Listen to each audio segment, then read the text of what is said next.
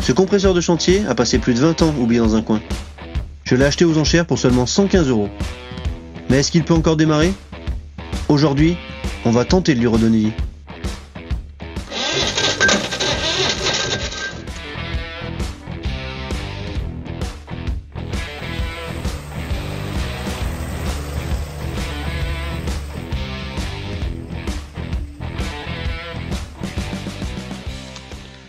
Allez, on attaque par un petit récap. Je me retrouve dans le sud de la France, on est en décembre 2024. Je viens d'acheter 2 engins aux enchères, une bétonnière à chargeur et une remorque qui est donnée comme une pompe à béton. Alors c'est pas tout à fait ça, on verra un petit peu par la suite de la vidéo. Dans cette vidéo, je vous parlerai principalement de cet engin. Ça dépasse un petit peu pour le chargement, mais c'est pas très grave. La pompe à béton et la bétonnière à chargeur à l'avant, on aura l'occasion peut-être de faire une autre vidéo. Je vous fais rapide, on arrive à l'atelier. Le transport s'est bien passé, ça dépassait un peu, mais tout s'est bien passé. Maintenant, on se retrouve directement dans l'atelier au mois d'avril 2025 pour faire le déchargement de tout ça. Allez, c'est parti pour le déchargement. J'ai sorti mon portique, pour ceux qui ne connaissent pas, je l'avais fabriqué il y a un petit moment moi-même. Donc là, il y a un petit chariot qui me navigue de droite à gauche, un petit palan à chaîne de 2 tonnes. Dessous, j'ai des roues qui ne sont pas dimensionnées pour lever 2 tonnes, mais une fois qu'il est en place, je mets des petits crics 2 tonnes chacun aux angles, et comme ça me permet de lever un petit peu en sécurité. Je mets tout ça en place et puis je vous filme le déchargement.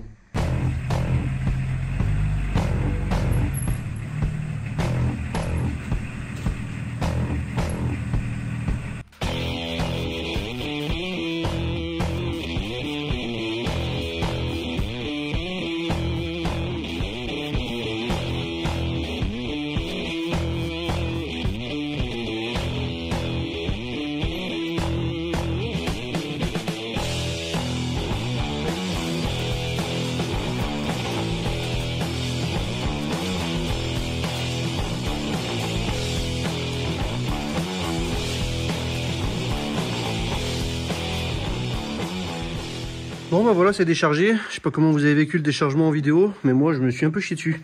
J'avoue que c'était un petit peu compliqué parce que à l'avant il y a très peu de poids. Bah, la cuve ici elle est vide, le moteur il est ici et à l'arrière ça fait du poids. Donc en fait il y a beaucoup plus de poids à l'arrière et en fait j'avais l'impression que la remorque, la remorque elle partait vers l'arrière. J'avais peur que ça me fasse basculer le portique, que ça tombe de la dépanneuse parce que les roues étaient à ras du plateau derrière. Bref, j'ai pris mon temps, ça se verra certainement pas en vidéo parce que je vais pas vous faire patienter tout le temps que j'ai travaillé pour le décharger. Mais ça m'a pris vraiment beaucoup de temps, je préférais prendre du temps parce que je suis tout seul.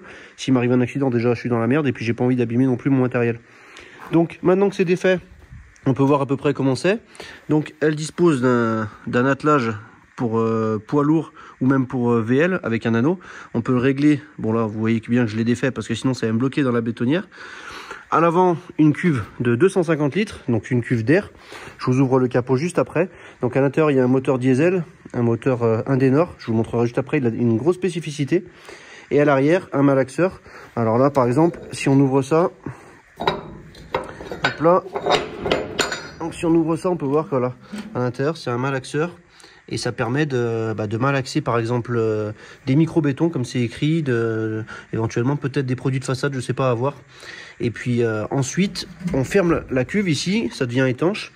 Et en injectant de l'air, donc par ici et par l'autre côté vers le tuyau, enfin vers le tuyau, vers la sortie du tuyau, et ben ça permet d'envoyer le produit au bout du tuyau. Malheureusement j'ai pas le tuyau. D'ailleurs si vous avez des bons plans pour des tuyaux pour cette machine, ça m'intéresserait vraiment.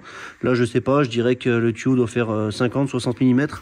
Donc si je peux trouver vraiment un tuyau qui irait dessus, ça serait vraiment top pour que je puisse m'en servir et puis éventuellement vous montrer comment ça fonctionne. À l'arrière on peut voir une prise, c'est pour la plaque phare que je n'ai pas, qui doit se fixer je pense ici pour pouvoir rouler sur la route. Ici c'est la pièce qui permet de malaxer, donc ça se bascule à la place du couvercle. Je vais ouvrir le capot et puis je vais montrer ce qu'il y a dedans. Ensuite on fera un petit tour des plaques signalétiques que j'ai sur le dessus. Les pneus ils sont totalement morts, heureusement j'en ai acheté des nouveaux, on verra ça après. De toute façon il faudra que je les change, je les avais prévus parce que une fois déchargé je savais très bien que je pourrais plus la déplacer et ça me bloque un peu l'atelier.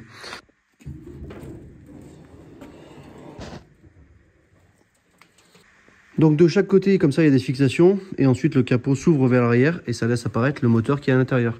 Donc le moteur, c'est un Indenor, comme j'ai dit. En tout cas, c'est une base d'Indenor. De ce côté, on voit pas très bien. Je vais vous montrer de l'autre côté. Là, on peut voir l'alternateur. Ici, à l'emplacement de la batterie, qui me manque, bien sûr. Le bocal de... J'ai perdu le nom. Le vase d'expansion, pardon. Ça, on verra un petit peu plus tard. Ici, c'est l'admission, enfin l'entrée de l'admission avec la boîte à air ici. Et il y a l'échappement qui est en dessous, mais ça on verra un petit peu plus tard. De l'autre côté, on peut voir du coup la base Indenor. Alors je sais pas si ça se verra bien, mais ici j'ai la plaque, donc diesel Indenor avec des numéros. Je pourrais vous les montrer un petit peu par la suite, mais pour le moment c'est pas vraiment important. Donc on peut voir le démarreur. Donc à la base c'est bien un moteur 4 cylindres et en fait qui a été transformé en bicylindre. Donc 2 cylindres servent de moteur diesel pour alimenter le moteur et 2 cylindres servent pour le compresseur. On peut voir que les cylindres extérieurs ici servent de compresseur. Alors il y en a certainement qui auront déjà vu ça. Moi j'avais jamais vu et en cherchant un petit peu sur internet, c'est pas non plus très courant, mais ça l'était dans les années 70, 80, peut-être même un peu 90. Donc là c'est un modèle de 1987. Donc c'est un ancien, c'est un moteur qui était quand même déjà âgé à l'époque. Donc au milieu, on peut voir qu'il y a des diesel, des moteurs diesel, donc le bicylindre, avec une pompe injection. Comme on peut voir, il y a bien 2 tuyaux qui partent pour l'injection. Donc une pompe Bosch, c'est pas trop en mauvais état. Il y a un énorme démarreur. Donc à voir si j'arrive à relancer tout ça. Comme j'ai dit, il n'y a pas la batterie, mais ça on verra après.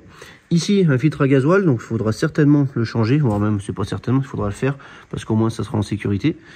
Et du coup, après, comme on peut voir ici, le bicylindre, il entraîne les 2 autres cylindres qui servent de compresseur. Donc certainement un compresseur biétagé. Et de l'autre côté, on peut voir l'air qui part ici et qui est compressé et qui est stocké dans la cuve à l'avant. Alors j'étais pas sûr de ce que je disais, j'ai bien dit une bêtise. Donc l'air part bien de ce côté, dans le collecteur ici. Ça passe là-dedans, dans le tuyau, et c'est ce que je disais juste avant, ça va dans la cuve. De l'autre côté, bien sûr, c'est l'arrivée d'air. Je pense que c'est la même boîte à air que le moteur, il faudrait que je vois un petit peu plus après, mais ça reste un moteur quand même assez simple. Ensuite ici on a le panneau de commande, donc les heures, 1539 heures, je sais pas si c'est la réalité, mais en tout cas si c'est le cas c'est vraiment pas beaucoup. Là l'ampérage de la batterie pour voir si l'alternateur recharge bien et si on pourra démarrer la prochaine fois. Ici certainement la pression d'air, malheureusement ce panneau je pense qu'il faudra le changer parce qu'on voit plus grand chose. Ensuite ici il y a des voyants, alors honnêtement pour le moment je sais pas trop encore à quoi ça sert. Ça non plus, peut-être augmenter la pression, je sais pas, il faudra voir. Ici, j'ai l'impression qu'il manque un bouton. Là, il y en a un autre. On a certainement le starter, à voir le logo qu'il y a dessus. Et ici, il y a encore une manette. Enfin, je sais pas trop, une commande, à quoi ça sert. Je suis en train de voir que si. En fait, la manette, elle vient là et elle vient directement sur la pompe injection. Donc, certainement l'accélérateur pour augmenter le moteur. Pas besoin d'ouvrir le capot pour faire ça, pardon. C'est pour ça qu'il y a la manette sur le côté. Ensuite, à l'arrière, ici, au niveau du volant moteur. Donc, le volant moteur, bien sûr, entraîné par le démarreur. On voit que c'est entraîné par une courroie et ça va sur un espèce de convertisseur de coupe, je pense, qui doit entraîner le malaxeur. Dans l'ensemble, c'est pas très compliqué. J'espère que j'arriverai à redémarrer ce moteur dans la vidéo. Je suis pas sûr qu'il ait été arrêté pour une panne, mais en tout cas, je suis sûr de rien tant qu'on n'a pas essayé. C'est marrant parce que je le découvre en même temps que vous. Et en fait, je pensais qu'il manquait un bouton ici, mais en fait, pas du tout. Enfin, pas du tout. Le bouton, il est juste derrière. Et c'est pas un bouton, c'est un aimant avec une clé. Donc déjà, la clé est là-dedans. Apparemment, ça n'a pas l'air de tourner. À mon avis, c'est... Ah si, ça tourne. Bon, à voir. J'ai vu aussi que les fils ici, ça ne doit pas être prévu pour. À mon avis, c'est pour faire contact et lancer le démarreur. Donc, à mon avis, il doit y avoir un petit problème avec le Neumann. Pourtant, la clé est là. Donc, à voir ici, peut-être des petits problèmes électriques. Ensuite, on peut voir ici, sur la pompe gasoil, ce genre de truc. En général, c'est des pompes. Alors là, je pense qu'en dévissant... Voilà, si je le dévisse, alors au bout d'un moment, il devient libre. Voilà. Et en faisant comme ça, ça permet de réamorcer la pompe. Alors je vais pas trop le faire parce qu'on ne sait pas vraiment s'il y a des problèmes dans le circuit. Là je vais revisser. Et on peut voir en suivant les tuyaux qu'il y a un tuyau qui arrive de derrière qui vient dans ce réservoir. Donc là ça va être le réservoir de gasoil. Donc le tuyau il arrive ici dans la pompe. Il repart ici dans le filtre. On peut voir ici avec la flèche qu'on est bien dans le bon sens. Et ensuite il remonte et il passe derrière. Alors je sais pas si on verra bien. Il passe ici derrière et là il remonte dans la pompe à injection pour être injecté dans les 2 cylindres diesel. Bon, je sais pas si ça vous intéresse tout ça. Moi, franchement, je suis vraiment fan. Je regarde beaucoup de vidéos d'Américains qui redémarrent des vieux moteurs. Alors, bien sûr, je vais pas changer le filtre à huile tout de suite. On va vérifier quand même le niveau d'huile pour savoir s'il y en a. Je vais pas changer non plus le filtre à gasoil tout de suite, mais on va essayer quand même de démarrer tout ça comme ça. On va essayer de regarder surtout s'il y a du gasoil et s'il y en a, voir s'il est pas trop pourri. J'ai la lumière juste là. Donc, qu'est-ce que ça dit là-dedans?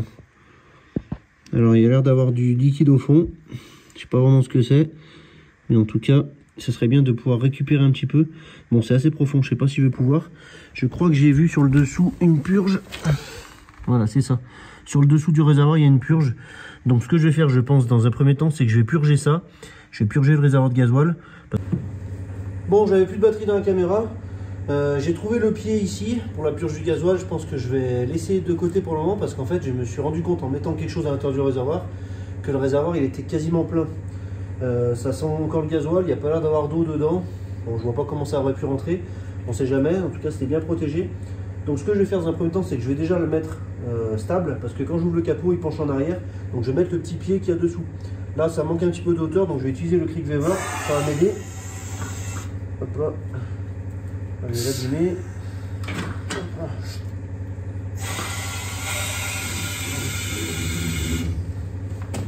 Je vais le mettre un peu en hauteur. Ça me libérera les roues et comme ça je pourrai un peu changer les pneus. Donc à l'arrière c'est pas réglable. Donc je vais mettre le pied comme ça. Je crois que c'est comme ça que ça se met. Peut-être dans l'autre sens, c'est mieux. Donc ça va dans le sens parce que dans l'autre sens il passe pas avec le truc.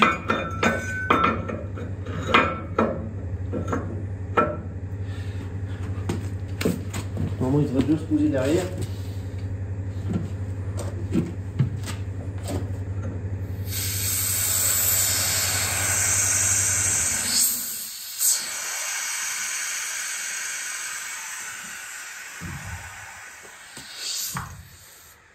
Voilà, pour l'arrière c'est bon. Je vais le mettre, je vais le rehausser d'un peu à l'avant avec la béquille. Donc comme je disais, je vais l'avancer un petit peu ici à l'avant.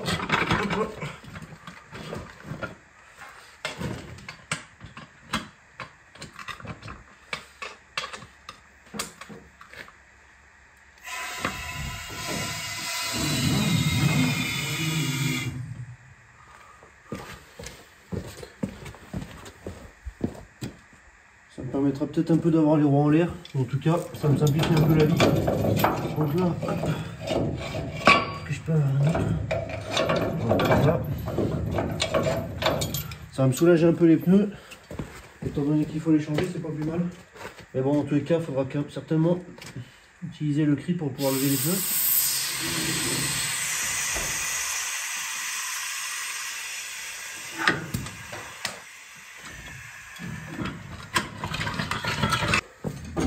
Là, au moins là c'est stable. Quand j'ouvre le capot, ça doit être basculer en arrière cette fois-ci. J'ai le joint qui est mort, génial. Voilà. Beaucoup plus stable comme ça déjà. Donc comme je disais, j'ai eu l'occasion de vérifier un petit peu le gazole qu'il y avait dedans. Donc là si je me mets au fond, voilà, là je suis au fond du réservoir. Bon, je vais laisser un peu couler, j'ai pas envie d'en foutre de partout. Voilà, vous pouvez voir que là, j'ai 25 cm de gasoil en hauteur, sachant que le réservoir il est rectangulaire, enfin il est cubique. Donc je pense qu'il y en a vraiment le plein. Donc le fait qu'il y ait le plein de gasoil, ben, c'est une bonne nouvelle, même s'il est mauvais, parce qu'au moins ça a gardé le réservoir en dehors de l'humidité. Et donc normalement il ne devrait pas avoir rouillé. Il a commencé à rouiller un petit peu dans la goulotte, bon c'est pas très grave, hein, c'est la goulotte. On va dire le début du réservoir, mais l'avantage qu'il y ait le plein, c'est que du coup ben, ça rouille pas dans le réservoir, donc ça c'est une bonne nouvelle. Ce qu'on va faire, c'est que je vais laisser ça pour le moment, je vais refermer. Et je pense qu'on peut peut-être essayer de voir déjà comme ça dans un premier temps. Donc on en revient à ce que je disais tout à l'heure. Ici il y a la petite pompe, donc là qu'on peut dévisser. Et lorsque je pompe, écoutez, je ne sais pas si vous entendrez.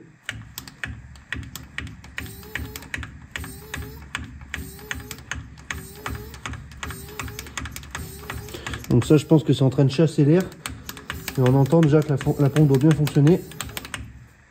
J'ai l'impression que c'est là-dedans que ça vient.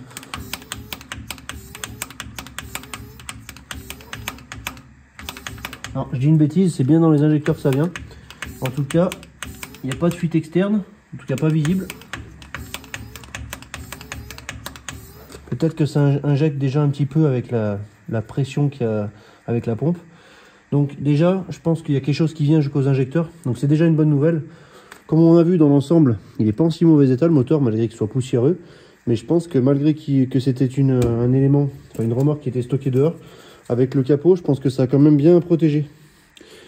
Donc qu'est-ce qu'on va faire maintenant? Je vais essayer de brancher le booster, voir si ça prend feu.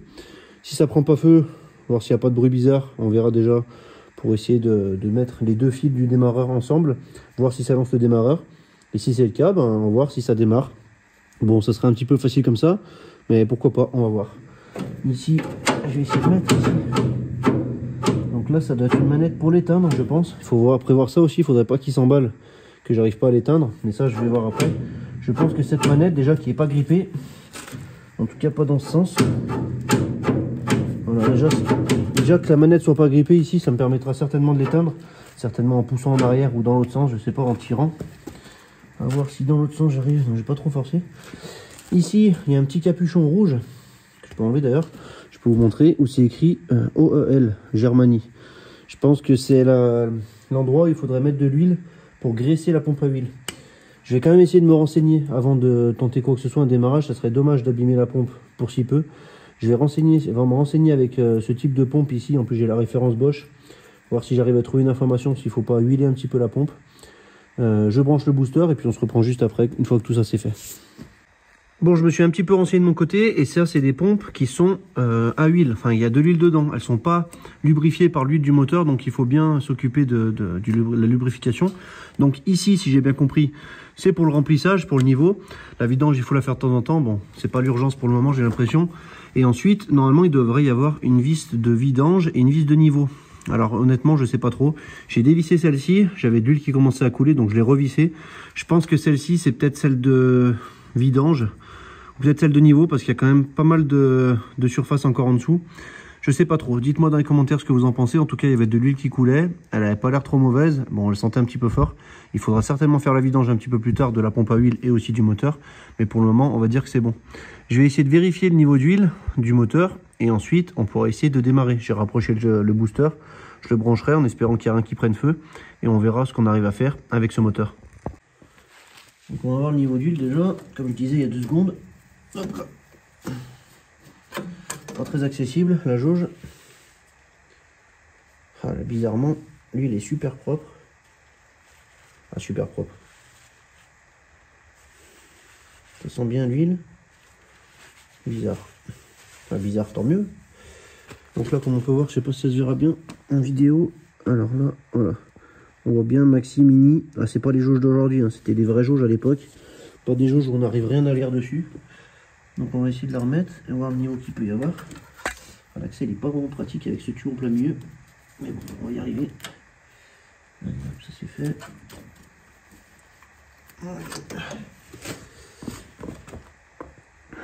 Donc voilà ce que ça dit. Un petit peu trop d'huile. Donc ça sent pas très bon. Déjà il y a de l'huile, c'est le principal. Mais qu'il y a un petit peu trop d'huile, ça voudrait dire soit que le niveau a été mal fait, soit qu'il y a de l'eau qui est rentrée dans le moteur. Alors là honnêtement, l'huile elle a l'air bien. Pour le moment je vais laisser comme ça. De toute façon il faudra faire une vidange, hein, comme j'ai dit. On ne sait pas depuis combien d'années ce moteur est arrêté. Mais pour le moment en tout cas ça présente bien. Il y a de l'huile dans le moteur, il y a de l'huile dans la pompe. Il n'y a pas d'eau par contre dans le radiateur il me semble. Alors je vais vous montrer, mais attendez, je vais vous montrer. On va voir ce qu'il y a d'eau dans le radiateur.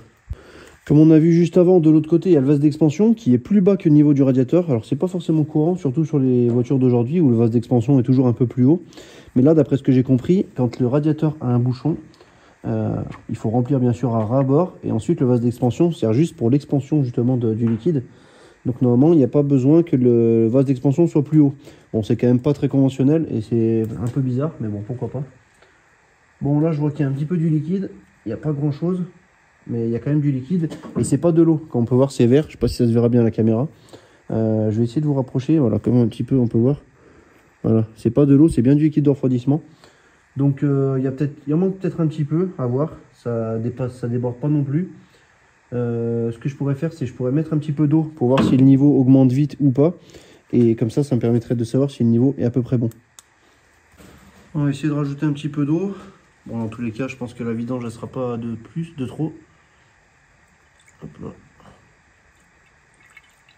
Ouais, je pense qu'il en manque quand même pas mal. Il y a peut-être une fuite.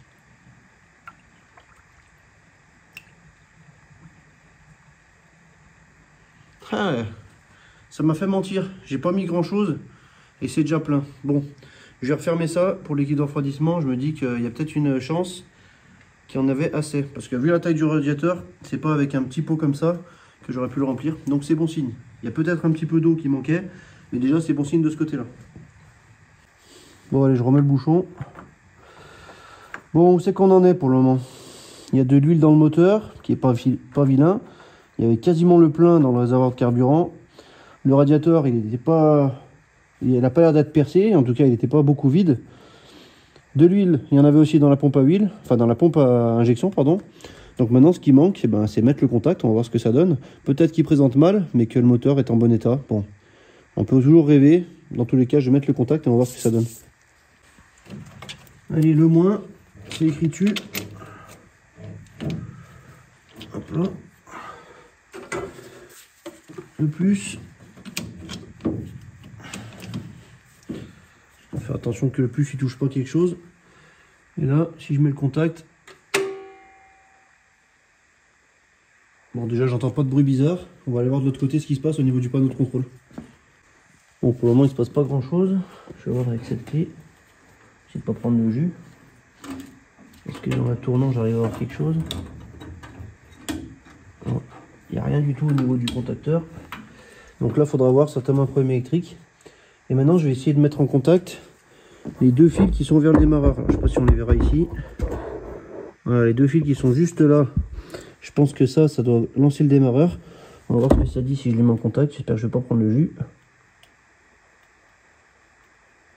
Ok, donc déjà là, il ne se passe rien. Donc c'est peut-être pas ça. Est-ce que là, si j'essaye de mettre le contact, de tourner la clé dans l'autre sens, peut-être?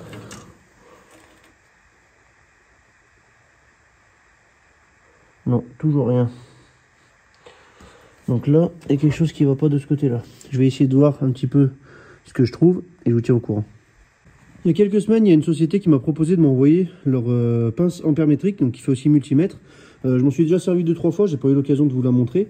Là, je vais la déballer. Donc à l'intérieur, c'est super bien, il y a une pochette. Donc le carton, je vous l'ai montré parce qu'on le reçoit comme ça.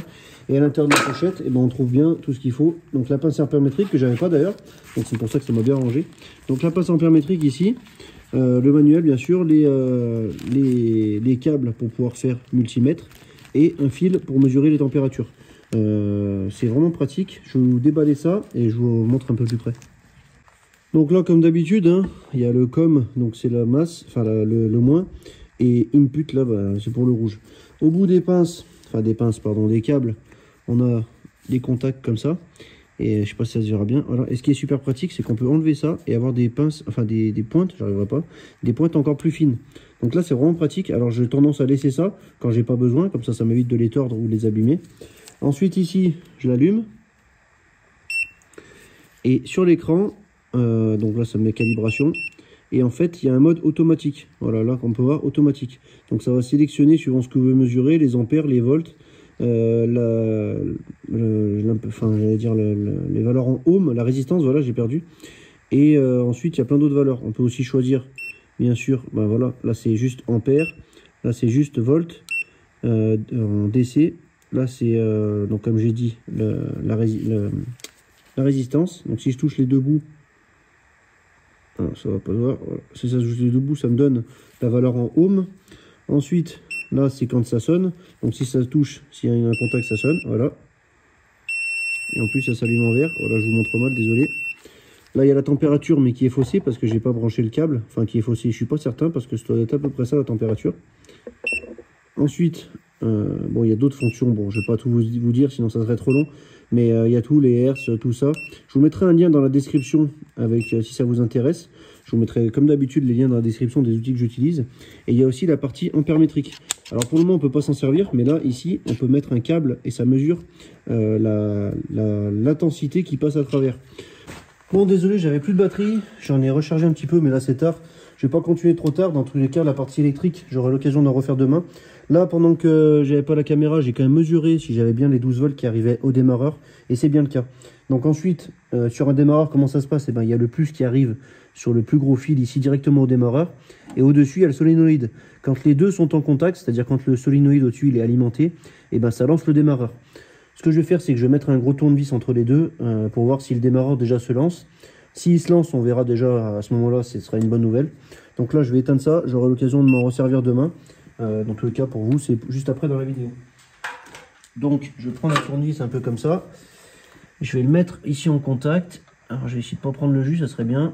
Et voir si ça fait, si ça lance le démarreur.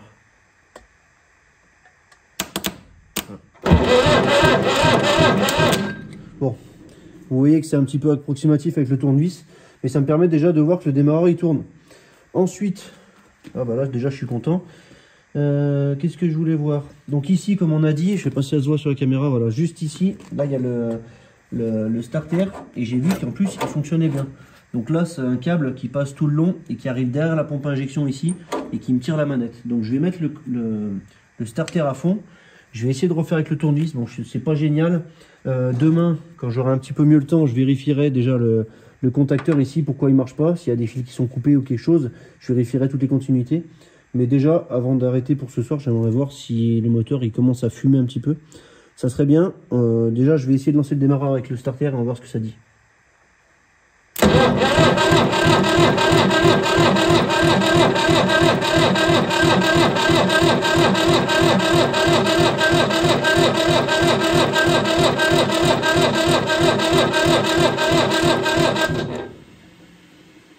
Oh, je sais pas si vous l'entendez. Et ça, c'est l'air qui s'échappe en bas. Donc la vanne, elle est ouverte, donc c'est normal. Ça veut dire que ça commençait déjà à compresser l'air. Donc c'est encore une bonne nouvelle. Par contre, ça fait pas de fumée à l'échappement. Alors vous voyez pas l'échappement, il est juste ici au pied du trépied. Mais j'ai pas vu de fumée qui sortait de là. Donc ça veut dire qu'il n'y a pas de combustion de gasoil. On n'entend pas tousser du tout. Donc est-ce que le gasoil n'arrive pas dans le moteur? Est-ce qu'il est en cours d'arrivage, comme on pourrait dire? Je pourrais essayer de refaire encore un peu des coups de pompe. Je vais essayer de repurger encore un petit peu ça, de pomper avec ça, et je referai un dernier essai. Sinon après je ne vais pas insister, je laisserai ça pour demain.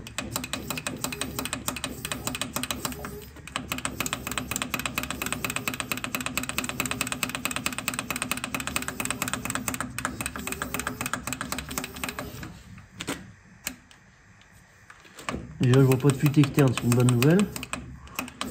Il faudrait éventuellement purger les canalisations rigides ici.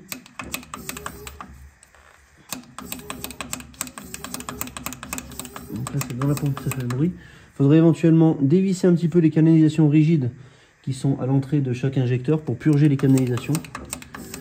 C'est peut-être qu'il faudrait que je fasse maintenant. Allez, c'est rapide, il y a l'accès, je vais faire ça.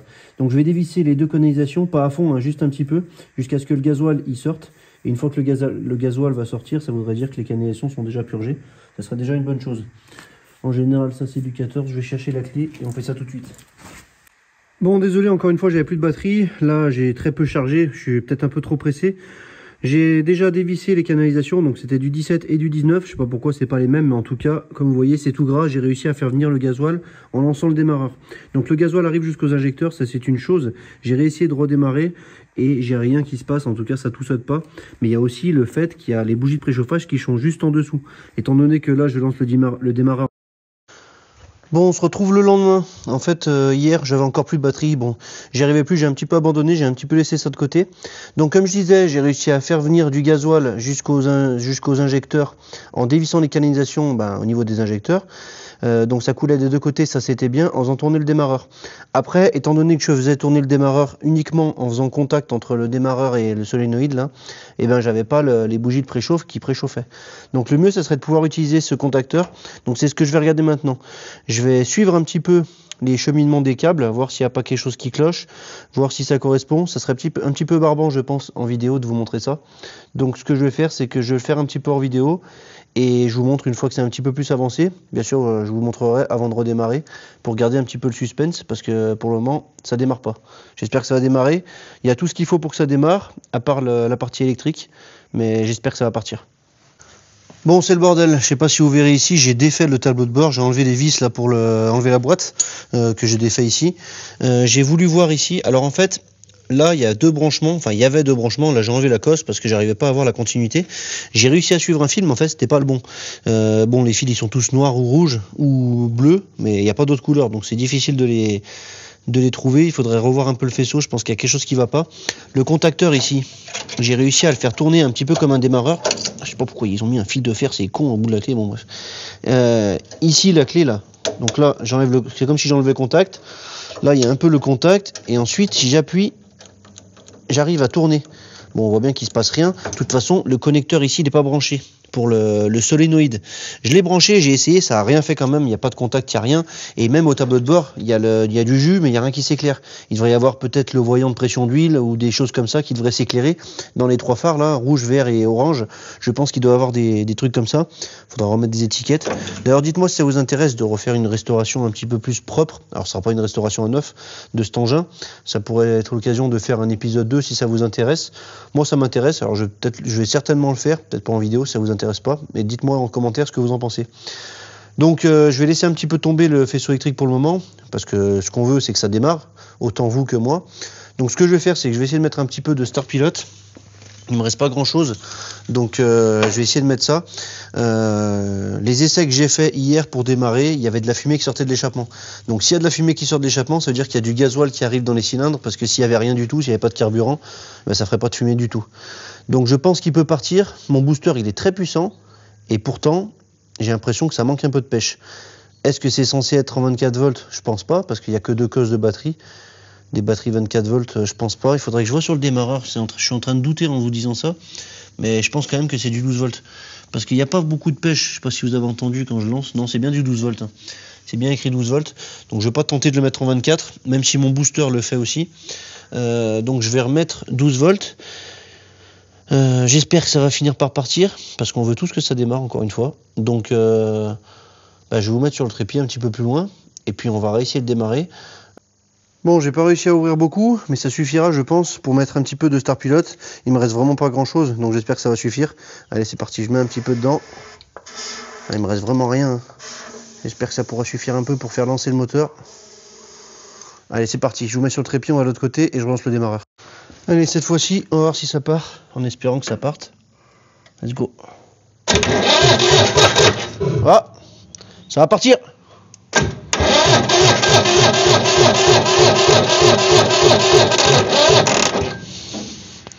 Mettre un peu de starter, j'ai oublié.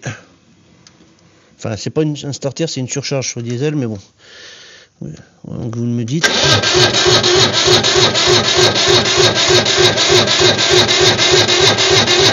Allez.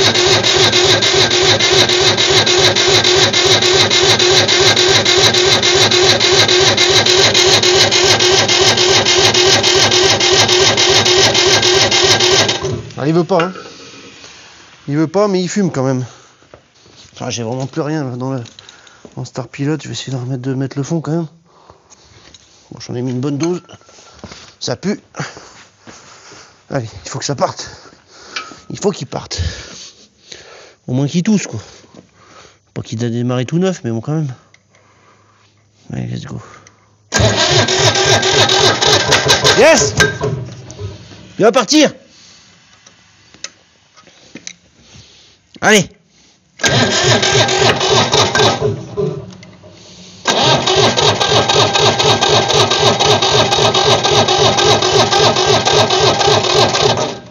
Ah! Il allait partir, hein, vous avez vu, hein?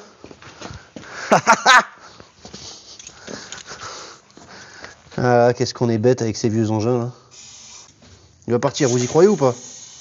Dites-moi dans les commentaires si vous y croyez. Moi, j'y crois. Allez, c'est parti. Cette fois, il tousse un peu plus, c'est sûr. Un starter, allez, c'est parti. Ah, je me loupe à chaque fois.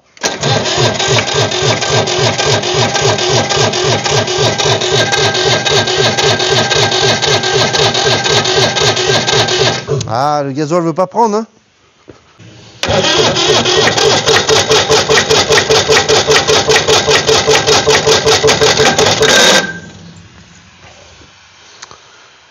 Ah, ça y est, je commence à plus trop y croire.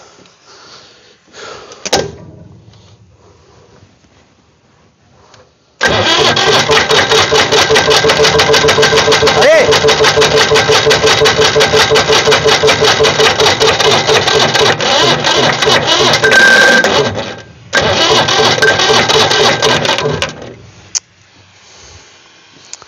Je commence à plus y croire. Il y a quelque chose qui va pas. Il aurait dû partir normalement. Oh, il pue en plus. Il pue. Ah, il y a bien quelque chose qui va pas de toute façon. Mis à part l'électrique qui est déjà pas au top du top. Pourtant le moteur a l'air de bien tourner, il y a du gasoil, malgré qu'il soit vieux, ça devrait au moins tousser un petit peu plus. Je sais pas, peut-être un problème d'injecteur, mais s'il y avait un problème d'injecteur, c'est injecteur mal. Ou alors ils injectent mal, mais ça ferait pas de fumée s'il n'y avait pas d'injection. Est-ce qu'on teste les injecteurs?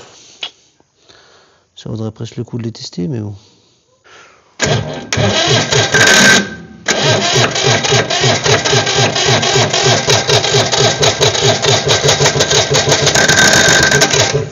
Ah là là, il a failli y aller!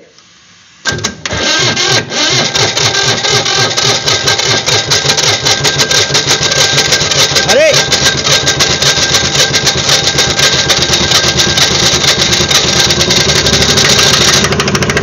Yes! Yes! Bon, c'est pas grand chose, mais ça fait plaisir. Mon booster il commence à être mort, et pourtant il en faut. Hein. C'est un truc de poids lourd.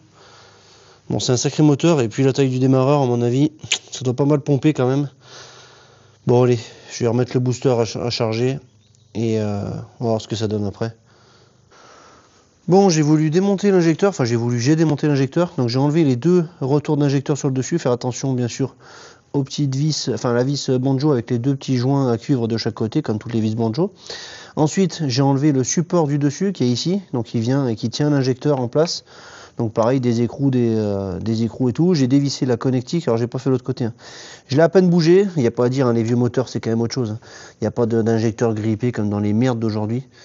Donc je sais pas si je vais pouvoir le faire, mais Vevor m'a envoyé un outil pour pouvoir tester les injecteurs. Donc c'est l'occasion de s'en servir. Et en plus de ça, le fait d'avoir enlevé l'injecteur, je vais passer la caméra pour voir l'état des cylindres. Je vais d'abord passer la caméra pour voir l'état des cylindres et ensuite je vous présente l'outil qu'on m'a envoyé. Bon, on m'a envoyé parce que je l'ai demandé, j'avoue, parce que c'est vrai que ça fait longtemps qu'il me faisait de l'œil. Il faudrait que je m'en occupe sur la dépanneuse pour être sûr. Mais étant donné que maintenant elle fonctionne, j'ai pas forcément envie de la mettre en panne juste pour ça. Donc bref, c'est l'occasion de tester cet outil. On verra juste après. Je passe un coup de caméra et je vous présente la pompe à injection, enfin pour tester les injecteurs. Bon, la caméra, je vous la présente plus, hein. Pareil, c'est une caméra Vevor. Je la recharge jamais, elle a toujours encore 75% de batterie, je sais pas comment c'est possible. Mais bon, tant mieux, parce que recharger les trucs toutes les 5 secondes, c'est chiant. Donc là, franchement, c'est un bon avantage pour cette caméra. Et on va peut-être qu'ils l'auront entendu, je me suis aussi acheté un petit micro, donc faut pas que je parle trop fort. Pour le moment, j'ai pas trop accès aux réglages, bon bref, ça on verra plus tard. Ah oui, bah oui, forcément, ça va me donner dans la chambre de précombustion. Donc je vais pas voir grand chose. Par contre, je vois que là, il y a du verre. Liquide de refroidissement, ça c'est pas bon ça. Qu'est-ce que c'est que ce délire là? Bonjour hein. Oui. Ah bah, il y a la bougie de préchauffage. Et oui, ça c'est pas la chambre de combustion, c'est la chambre de précombustion il me semble. Ouais, par la bougie de préchauffage, je vois pas grand chose. J'ai l'impression qu'il y a du liquide de refroidissement dans le moteur. Ah, ça c'est pas bon ça. C'est pas bon, mais bon. On va déjà tester les injecteurs et puis on verra ce que ça donne déjà après. Donc ce testeur Vevor, c'est ça. Donc là normalement il y a un bras qui vient là-dedans. Ici normalement il y a cette molette qui est vissée. Et là au bout du tuyau, il y a l'injecteur. Alors là par exemple il y a différents diamètres. Là il y a un petit diamètre pour les injecteurs comme ça. Et il y a un plus gros diamètre ici, donc avec une conduite différente pour les injecteurs, comme sur le moteur.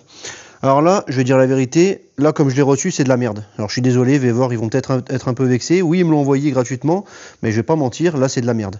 Pourquoi c'est de la merde? Parce que j'ai essayé de pomper, il n'y a rien qui sortait par l'injecteur.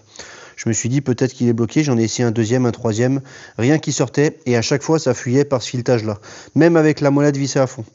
Donc j'ai démonté la molette, bon je pensais pas faire du bricolage aujourd'hui, j'ai démonté la molette et on voit que le joint d'étanchéité du piston qui vient là, et ben le joint il est tout pourri. Pourquoi j'en sais rien, moi j'ai rien fait, je l'ai déballé, j'ai essayé tout de suite et c'était comme ça. Alors je sais pas exactement ce qu'il faut comme joint, je vais essayer de voir ça, mais je voulais quand même vous montrer comment ça se passait, parce que moi j'aime bien dire quand c'est bien, et j'aime bien dire aussi quand c'est de la merde. Je suis désolé, là, on me l'a envoyé gratuitement, je suis un peu mal à l'aise parce que j'ai pas envie de dire du mal de Vevor, là, mais là pour le coup, si je vous dis que c'est super bien, vous le commandez, vous recevez ça, je vais être encore plus mal à l'aise. Donc je préfère dire la vérité, moi je l'ai reçu comme ça, je vais leur envoyer un mail quand même pour leur dire avant, mais au moins je vous dis la vérité. Je vais essayer de voir si j'arrive à mettre des joints toriques et essayer d'étancher ça, mais pour le moment je peux pas m'en servir, donc c'est un presse-papier, c'est tout ce que c'est. Allez, essayer de réparer ça et on voit ce que j'arrive à faire. Bon bah merci Lidl, encore une fois, c'est un coffret qui me sauve bien, celui-là là. Donc j'ai mis un R04, enfin deux R04, parce que les joints toriques qu'il y avait avant, bah, ils sont morts. Hein. Je sais pas si ça se verra. Voilà, bon c'est tout mort, et c'était comme ça, je m'en étais jamais servi. Bon bref, c'est pas très grave. Les injecteurs, j'en ai essayé deux, ces deux-là, j'arrive pas à les déclencher à 200 bars, j'arrive toujours pas. Donc ils sont certainement grippés, même s'ils goûtent un petit peu. J'avais pas vraiment le jet, bon bref. J'ai pas voulu trop forcer parce que j'étais pas sûr de ces injecteurs, c'est des injecteurs de moteur D24 là comme sur ma dépanneuse, et alors pas de turbo, je crois que c'est des injecteurs atmosphériques, mais peu importe, c'est des trucs que j'avais de côté, je m'étais jamais servi. Et là le troisième, alors je vais vous montrer, bon je vous conseille de le fixer hein, parce que là c'est sûr que là à peine on appuie ça bascule, donc là je vais mettre la main derrière pour tenir. Moi je suis un petit peu en atelier provisoire, enfin depuis des mois voire des années, mais j'essaye de m'adapter et je sais pas encore où je vais le mettre. Il faudrait éventuellement visser une planche qui fasse au moins plus que la longueur du levier, ça permettrait de récupérer ça et de mettre les 4 vis. Bon là j'avoue que j'ai perdu du temps avec cette panne, donc je suis plus trop motivé à le faire maintenant, je le ferai un petit peu plus tard, de toute façon c'est pas la dernière fois que je vais m'en servir, en tout cas j'espère. Donc là, quand la molette est à fond, d'après ce que j'ai compris, on peut pas savoir la valeur, mais par contre on peut voir la forme du jet. Normalement vous verrez un petit peu à quoi ça ressemble. Donc là par exemple si je mets, voilà, donc là le jet il est pas génial hein, sur cet injecteur, comme j'ai dit, c'est des injecteurs qui traînaient. Et ensuite en dévissant un petit peu, alors peu importe combien, pas trop, et ben on arrive à voir la valeur à laquelle il s'ouvre. Donc là, par exemple, le 10 ici, c'est 100 bars. C'est en MPA, mais moi je préfère savoir en bars. Je fais x10 et ça me donne en bars. Donc là, par exemple, bon, c'est difficile à voir, mais il s'ouvre un petit peu trop tôt déjà. Celui-ci, là on peut voir, voilà, 110, 120, c'est trop tôt. De mémoire, sur ces injecteurs, c'est 155 bars, je crois, quelque chose comme ça. Bon, bref, ça permet de vérifier ça. Ensuite, alors ces injecteurs, on s'en fout, hein, c'est vraiment pour un essai. Mais pour régler cette pression, il faut rajouter, donc il faut ouvrir le porte-injecteur avec l'injecteur, et il faut rajouter des petites rondelles d'épaisseur très précise pour pouvoir augmenter la pression. Il faut avoir une plage. Là, j'ai pas la RTA sous les yeux, mais je crois que pour cela, c'est 155 bars environ. Ça doit être plus ou moins 5 bars peut-être. Donc ça influe vachement sur le fonctionnement du moteur, surtout sur les diesels. Encore une fois, comme j'ai dit, ces injecteurs, c'est pas très important pour le moment. On aura l'occasion peut-être d'en reparler de ce type d'injecteur pour ma dépanneuse, à voir si c'est pas un petit problème, parce qu'elle fume bleu, mais j'ai pas l'impression qu'elle consomme de l'huile. Donc la fumée bleue, ça peut aussi venir d'une mauvaise consommation, une mauvaise combustion pardon, du diesel. Bref, vous avez compris, on s'en fout.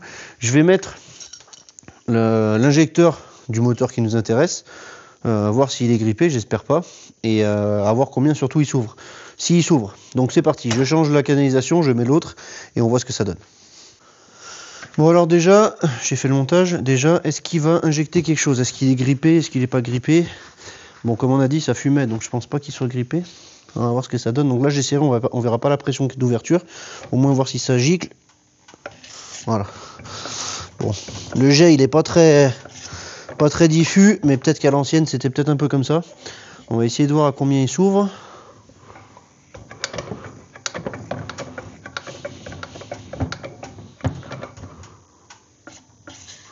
Oula, 100 bars, 110 bars, à peine, même moins. Ouais, 100 bars il s'ouvre. Je vais essayer de voir sur internet ce que ça donne pour les injecteurs d'Indenor et on se reprend juste après. Donc j'ai regardé, c'est bien ce que je pensais, c'est quasiment pareil que pour les autres injecteurs. Pour un Indenor atmosphérique, donc ce qui est mon cas, malgré que ce soit un bicylindre, ça reste quand même une base Indenor. C'est environ 150-155 bars, donc je suis assez loin quand même. 100 bars, ça fait 30% de moins, donc c'est énorme. À l'intérieur, normalement, il devrait y avoir des rondelles, il faudrait augmenter l'épaisseur des rondelles pour pouvoir avoir plus de pression. De l'ordre de 0,3 mm environ pour 50 bars, je pense. Il me semble que, je crois que c'est 1/10 pour 10-15 bars en général. Alors ça peut être plus, ça peut être moins, il faudrait que je regarde, ça j'ai pas regardé. Mais bon, dans tous les cas, il faut tester et refaire le test sur la pompe à chaque fois. Qu'est-ce que ça fait que l'injecteur ne s'ouvre qu'à 100 bars. Ça fait des démarrages difficiles, donc c'est un peu le cas pour moi. Ça peut fumer noir, ça peut ne pas démarrer aussi. Bon, là, je pense que 100 bars, ça pourrait éventuellement démarrer, mais en forçant, un petit peu comme ce qui s'est passé. Là, il faudrait que je teste le deuxième injecteur, donc je vais le démonter. Je vais voir si c'est pareil. Bon, s'ils sont aussi vieux, théoriquement, ça pourrait être aussi vieux. Pourquoi ils sont à 100 bars? Parce que le ressort qui est à l'intérieur, il s'use un peu. Il devient un peu plus souple et du coup s'ouvre un peu plus tôt. Il y a un risque quand même d'ouvrir les injecteurs, de les abîmer. D'en trouver un autre, je sais pas, j'ai pas encore cherché. Peut-être qu'en trouvant d'autres injecteurs, peut-être déjà tarés ou même éventuellement neufs, je sais pas. Vu que c'est des anciens modèles, peut-être que ça coûte que dalle, ou peut-être que c'est introuvable, ou peut-être que ça coûte cher. J'ai pas encore regardé. Il faudrait que je regarde un petit peu plus. J'aurais aimé pouvoir démarrer.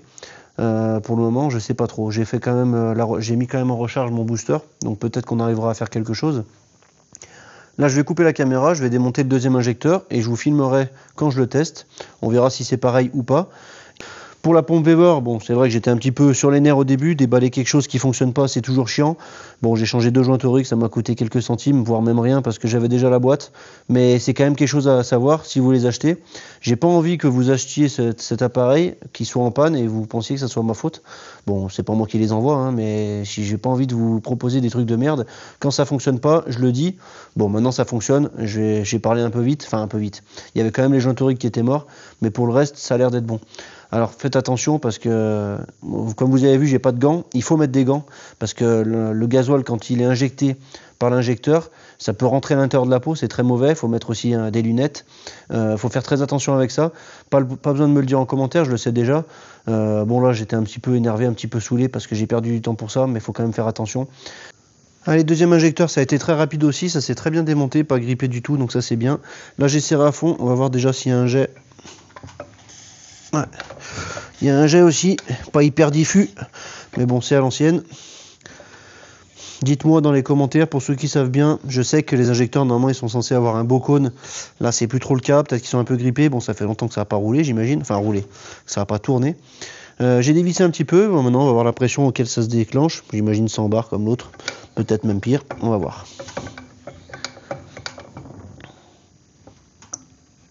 Ah, un peu mieux.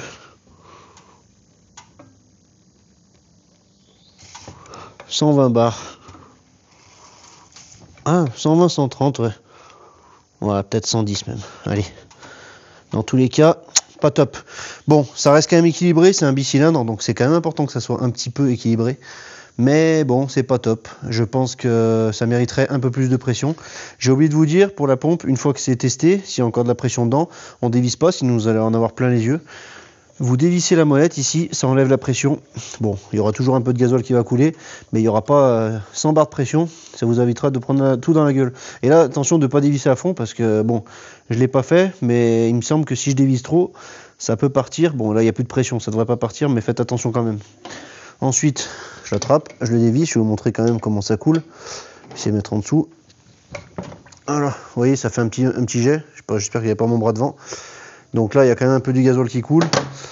Bon, c'est pas très propre hein, ce genre de travail, mais bon, il faut le faire parce que la pression d'injection, c'est important, surtout sur les injecteurs mécaniques qui se règlent comme ça. Donc je vous conseille de le faire. Si vous avez des camions là-dedans, je vous conseille de le faire. Alors vous pouvez toujours faire appel à un dieseliste, hein. Mais bon, ça a un coût et c'est pas toujours évident à trouver. C'est pas toujours une histoire de tarif. Maintenant, les dieselistes compétents déjà, bon, ça c'est une chose. Et en plus, même juste un dieseliste tout court, c'est pas évident à trouver. Je vais pas les mélanger. Celui-là, c'était celui de droite, donc je vais le remettre à droite. Je vais ranger un petit peu tout ça, tout ce bordel. Pour la pompe, je vous la mets quand même dans la description. Bon, ça reste quand même un bon outil. C'est un très bon rapport qualité-prix parce que c'est un design qui existe aussi ailleurs, mais qui est moins cher chez Weber. Alors c'est comme ça, ils font quand même... on peut leur reprocher peut-être certaines choses. En tout cas, moi, j'ai pas grand-chose à leur reprocher, mis à part que les joints toriques étaient cuits. Bon, c'est pas celui qui me l'a envoyé qui a dû monter le joint. C'est peut-être les erreurs sont possibles. J'ai vu que c'était quand même un petit peu courant sur ce genre de pompe. Mais bon, une fois réparé, vous avez vu que maintenant ça marche bien. Ça n'empêche pas de foutre du gazole de partout, mais c'est pas à cause des fuites, c'est lors du démontage. Ça gicle un peu de partout. Cette pompe, elle n'est pas très chère, alors je ne vais pas vous le dire de prix parce que je crois que des fois ça change un petit peu. Je vous laisserai aller voir le prix après avec le lien dans mon commentaire.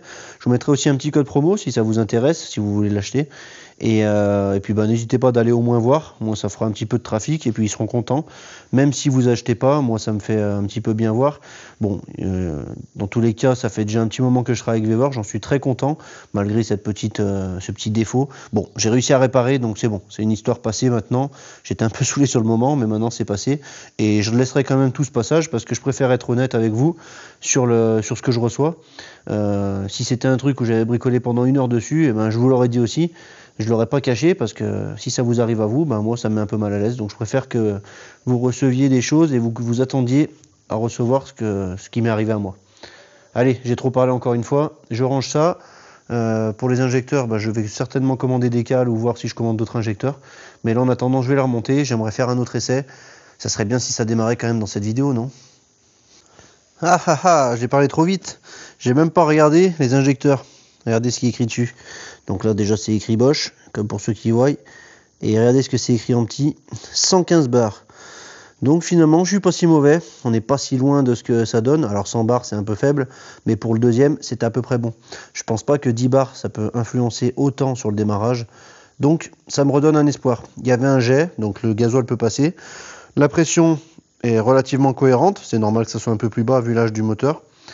Donc on peut peut-être y croire. Allez c'est parti, je remonte ça, il faut que ça démarre. Allez, j'ai remonté les injecteurs, j'ai repurgé, je vous ai passé ça. Hein. Là j'ai branché une pince sur le circuit des bougies de préchauffage. Je vais faire un petit cycle de chauffe, je vais compter allez, jusqu'à 5 pour essayer de faire chauffer les bougies. Bon, elles sont déjà à la masse parce qu'elles sont vissées sur le moteur, il manque juste le plus. Étant donné qu'il n'y a pas d'électricité, il n'y a pas de préchauffage, il n'y a rien, parce que le système, je sais pas, ça marche pas. Je vais me brancher directement sur le plus pendant 5 secondes, pas plus, ça sert à rien. Ça me permettra de préchauffer les bougies. J'ai déjà branché, bien sûr, le booster, sinon ça marcherait pas. Et ensuite, j'essaierai de démarrer. J'ai enlevé carrément les durées qu'il y a ici. Bon, il me reste quasiment pas de start pilote, donc on va essayer de miser un petit peu plus sur les bougies de préchauffage, même s'il fait pas très froid. Il doit faire, je sais pas, bon là il faisait 15 aujourd'hui, peut-être 15-20 aujourd'hui. Bon là ça a dû descendre, peut-être 12, je sais pas. Allez, c'est parti, je vais essayer de préchauffer les bougies. Voilà, ça va faire un peu ça. Ah bah, je sais pas si vous voyez, j'ai le voyant ici. Bon, j'utilise une nouvelle application sur le téléphone pour pouvoir utiliser mon micro en Bluetooth, parce que j'ai pas encore reçu l'adaptateur. Vous allez me dire, on s'en fout. Mais ce que vous foutez pas, c'est que vous avez failli louper le premier démarrage. Vous voyez que ça fumait un peu. Ce que j'ai fait, je vous étais en train de vous expliquer, ça m'a coupé l'enregistrement, cette application de merde là. Du coup, j'ai mis la pince sur la bougie de préchauffage, je l'ai mis un peu sur le plus. Alors là, ça marche plus. Mais tout à l'heure, quand je le mettais, ça s'allumait en vert. Ça s'allumait en vert ici. Là, à mon avis, le moteur, il est un peu trop chaud, donc c'est pour ça que ça s'allume plus. En tout cas, je pense que c'est ça. Là, je vais essayer de démarrer. On va voir ce que ça donne.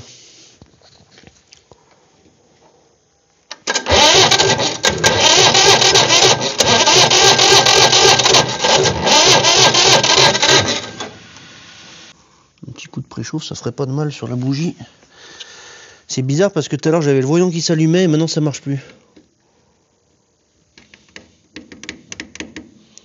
Ah, j'ai plus rien là.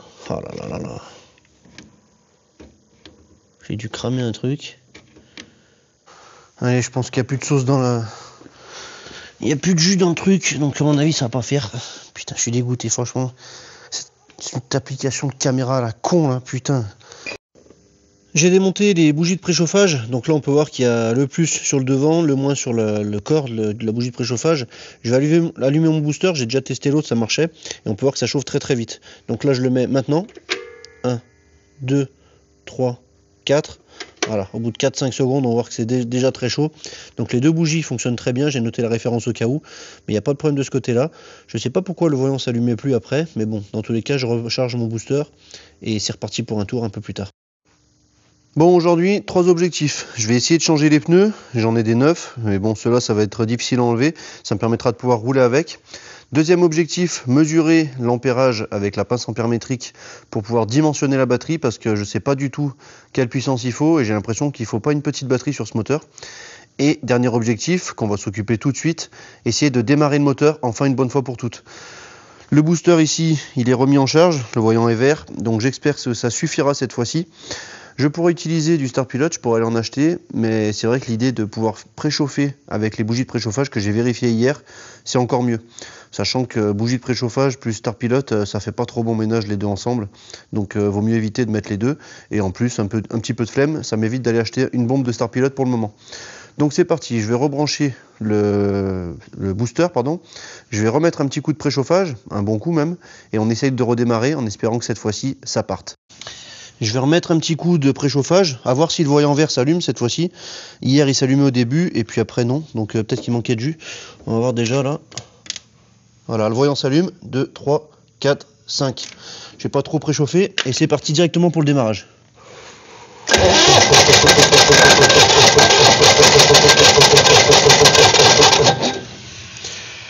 Il veut presque partir. On va réessayer. Je fais des erreurs à chaque fois, je fais un mauvais contact. Allez, je repars pour un préchauffage. 4 secondes cette fois-ci. 1, 2, 3, 4. Pas trop parce qu'après, c'est pas bon. Allez, cette fois-ci on y croit.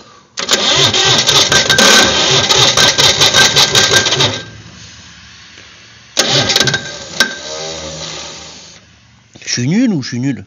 Je sais pas, l'un des deux.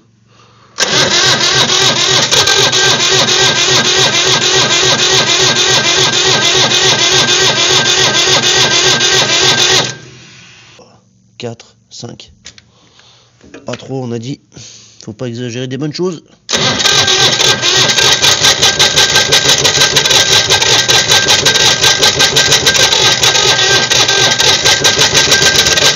Allez!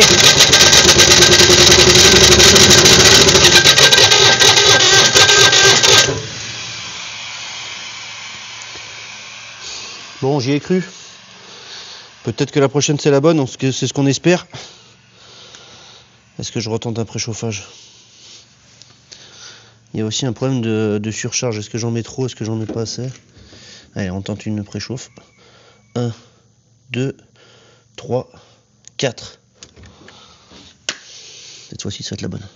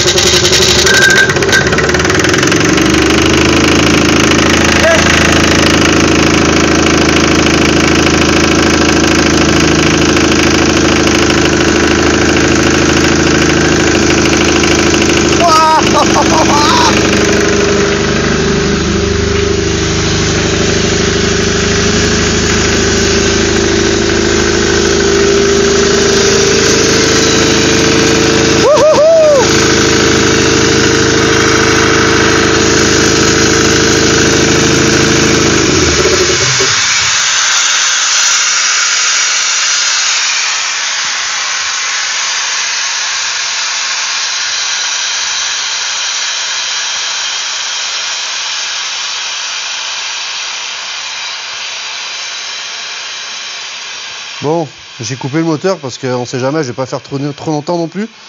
Mais c'est une bonne chose, cette fois-ci il a démarré. Et en plus ça a enregistré, donc c'est super. J'espère que le son sera pas trop saturé avec mon nouveau micro. Je suis désolé si c'est le cas. J'essaierai quand même de baisser le son, parce que c'est déjà, en vrai, c'est un boucan pas possible. J'ai même pas regardé si ça rechargeait ici. En tout cas, si ça fonctionnait sur l'aiguille. En tout cas, c'est une bonne nouvelle, ça démarre. Maintenant, ça démarre assez mal. Est-ce que la surcharge est mal faite? Alors, je sais pas si ça s'est bien vu. La surcharge ici, là, elle est mise à fond. Et là, elle est enlevée. Et en fait, c'est quand je l'ai enlevée que ça a démarré. Je pense qu'il fait pas assez froid. Et le préchauffage des bougies, je pense que ça suffit à démarrer. Je vais attendre quelques secondes. Ou non, en fait. Je vais me replacer. Je vais vous mettre de l'autre côté du moteur, même si on voit pas grand chose. Non, je vais vous laisser de ce côté, mais dans un autre angle. Et je vais essayer de redémarrer sans la surcharge. On va voir ce que ça donne. Bon, alors j'ai vu qu'on voyait rien du tout sur la commande, donc je vais essayer de me placer comme ça un petit peu plus pour démarrer le moteur. Donc c'est bien ce voyant vert là qui s'allumait pendant la préchauffe. J'espère qu'il se rallumera, je vais réessayer. Bien sûr la commande, il faudra la remettre d'aplomb. Voir si en plus, si ça bouge. Bon, j'essaierai de le voir aussi en vrai, là j'ai pas fait gaffe. Et en plus de ça, la tirette de surcharge moteur, que j'ai appelée tirette de surcharge moteur, pardon, c'est celle-ci. Et en fait, le logo, en regardant mieux, ça correspond plus à une tirette d'arrêt. En fait, comme ça permettrait d'arrêter le moteur, ce qui paraît logique. C'est pour ça qu'il risque pas de démarrer. Donc, pousser à fond, c'est pour démarrer le moteur. Ensuite, il y a une commande ici, mais qui a très peu de débattement. D'ailleurs, quasiment pas. Ah, si j'appuie, ça fait bouger cette tirette. Je sais pas si vous la voyez. Et en fait, ça actionne ce levier. Pas beaucoup plus, dans tous les cas, même si ça pouvait l'actionner plus, il y a la difficulté d'air qui me sert de butée. Donc je sais pas exactement ce que ça pourrait être, peut-être pour accélérer un peu le moteur, je sais pas. Dans tous les cas, je vais regarder un petit peu plus tard. Donc en fait, depuis le début, je galère à démarrer tout simplement parce que je pense que c'est une surcharge moteur et je la tire comme un bébête, mais en fait c'est juste que le moteur ne doit pas démarrer. Donc si là il démarre bien avec une petite préchauffe, et ben finalement c'est encore une meilleure nouvelle. J'ai oublié de préciser, mais ça reste un compresseur, donc peut-être que vous avez entendu un gros souffle, et en fait c'est pas une fuite du moteur, c'est en fait la vanne qui est juste là derrière par terre, qui est ouverte. Alors pourquoi je la laisse ouverte? Eh bien parce que je connais pas l'état de la cuve, j'ai pas envie de mettre de la pression dans la cuve, y a des tuyaux qui sont craquelés, donc j'ai pas envie que ça me saute à la figure, donc je préfère laisser échapper la pression d'air, sans que ça remplisse la cuve ou que ça remplisse quoi que ce soit, que ça mette de la pression quelque part, parce que dans un premier temps, c'est le moteur qui nous intéressait. Une fois que tout ça, ça sera bien mis en œuvre, que j'arriverai à le redémarrer ou l'éteindre facilement, que j'aurai peut-être refait un petit peu l'électrique, et ben là je pourrais m'occuper de la partie pneumatique, déjà voir ce qui est craquelé pour y changer, parce que dans tous les cas c'est que c'est foutu, passer la caméra éventuellement dans la cuve d'air. Alors je vous dis ça parce que peut-être que vous allez me dire en commentaire, mais je vais passer la caméra dans la cuve d'air pour voir l'état intérieur, parce que bon, si elle est vraiment trop rouillée à l'intérieur, ça pue amincir les parois, et donc du coup ben ça serait dangereux de mettre de la pression à l'intérieur. Bref, tout ça c'est pour après. Là dans un premier temps je vais essayer de redémarrer le moteur, je vais remettre un coup de préchauffage, et puis on essaie de redémarrer. Qu'est-ce que j'ai fait de mon démarreur temporaire? Et là, allez c'est parti, petite préchauffe. Là de la tirette je l'ai bien enfoncée cette fois-ci, je vais pas me faire avoir plusieurs fois. Allez, et vous verrez peut-être le voyant vert qui s'allume là. Voilà, c'est ça, 1, 2, 3, 4, 5. Et là c'est parti, ça va démarrer, j'espère nickel.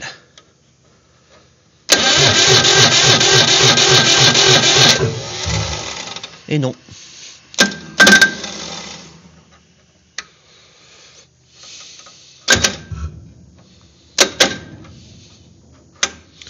Ah là là là là.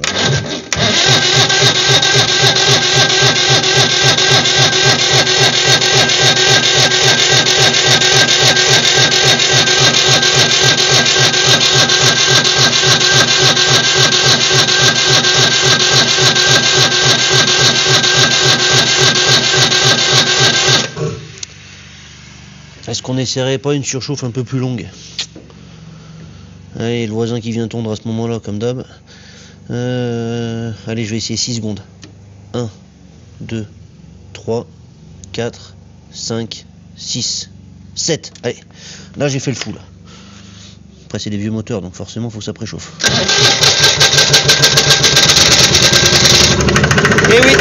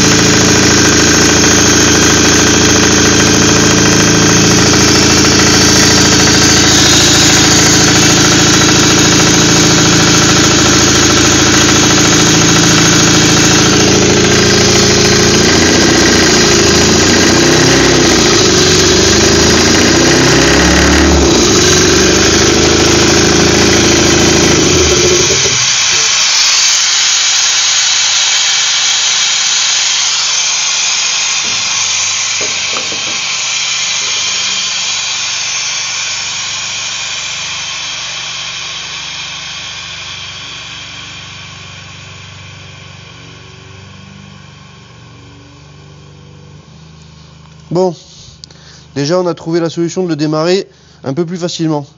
J'ai trouvé le fonctionnement de la tirette qui fonctionne bien, d'ailleurs il n'y a pas de grippage, ça c'est bien.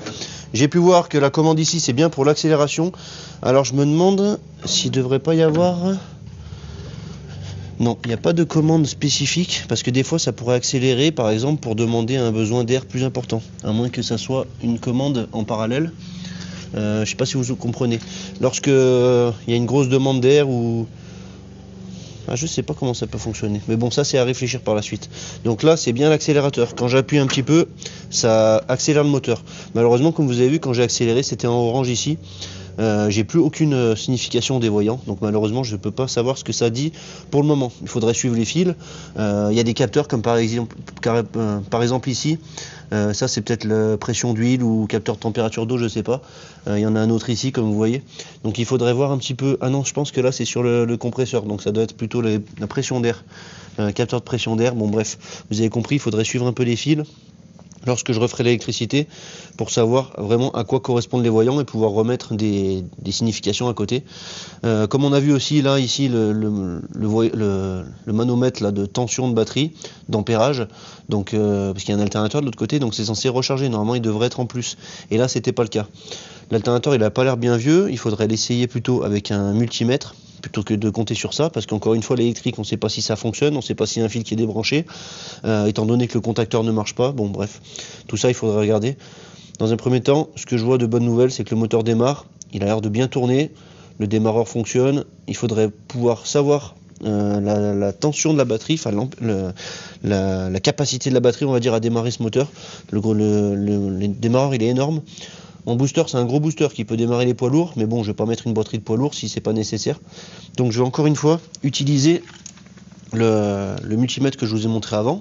Alors là c'est bien parce que moi j'en avais pas, et ça c'est une passe ampère-métrique, donc ça permet de passer le câble à travers pour pouvoir mesurer l'ampérage du démarreur qui est tiré par le démarreur. Bref, je vais pas vous saouler avec ça. On va faire ça, je vais vous montrer juste après comment je fais, et comme ça après on peut passer à la suite, éventuellement changer les pneus et puis le redémarrer éventuellement encore une fois pour voir si les voyants se rallument, et s'ils se rallument, et ben chercher d'où ça peut venir. On se retrouve de l'autre côté du moteur, donc là la batterie elle vient ici, forcément il y a les câbles, donc là il y a un emplacement qui est assez immense, donc je pense que la batterie de poids lourd on n'en a pas bien loin. Ça coûte cher les batteries, donc je vais essayer de dimensionner la batterie. S'il faut prendre une de poids lourd, je la prendrai, mais j'ai pas envie d'en prendre une 2 fois trop grosse si c'est pas le cas. Donc comment je peux faire? Là j'ai mon booster qui est branché, comme vous avez vu. C'est un gros booster, hein, je m'en fous, on me l'a pas fourni, mais c'est un gros booster, donc en 12 volts, je crois que je peux aller jusqu'à 6200 ampères en pic, donc c'est pas ça qui va me brider. Pourquoi je dis ça? Parce que si vous avez un petit booster, ça va être un peu plus compliqué de mesurer, parce que les petits boosters c'est plutôt une aide au démarrage quand la batterie est un peu faible. Ensuite j'ai toujours cette pince ampère-métrique, donc je vous ai montré un petit peu avant, qui permet de lire les ampères à travers ici. Donc je vais mettre ça autour du plus. Ici il faut bien choisir DC, parce que je peux aussi choisir AC si je veux. Donc là je mets bien en DC et je mets en max min, comme ça vu que je suis en face, vu que je serai de l'autre côté, ça va me permettre de garder la plus grosse valeur qui va être lue. Alors dans un premier temps il y aura une valeur, vous allez la voir parce que je vous mettrai sur le trépied, et vous allez la voir avant moi parce que je vais faire le préchauffage encore une fois, et ensuite je vais lancer le démarrage et on verra quel ampérage il faut pour démarrer ce moteur. Bon, il a déjà un peu démarré, donc peut-être qu'il faut un petit peu moins, c'est ce qu'on va voir juste après. Je mets ça en place, je vous mets sur le trépied et puis on regarde combien il faut pour le démarrage. Allez c'est parti, j'ai mon voisin qui a décidé de tondre au pied de mon mur encore une fois. Donc là j'ai 3 ampères, bon parce qu'il y a peut-être eu un petit bug, mais c'est façon 3 ampères c'est que dalle. Donc j'ai branché ça, je vais aller mettre la préchauffe, donc vous allez certainement voir une première valeur. Je sais pas de quelle ordre, j'ai pas envie d'y réfléchir. Donc 1, 2, 3, 4, 5, 6, 7. Préchauffage un peu plus long. Et ensuite démarrage.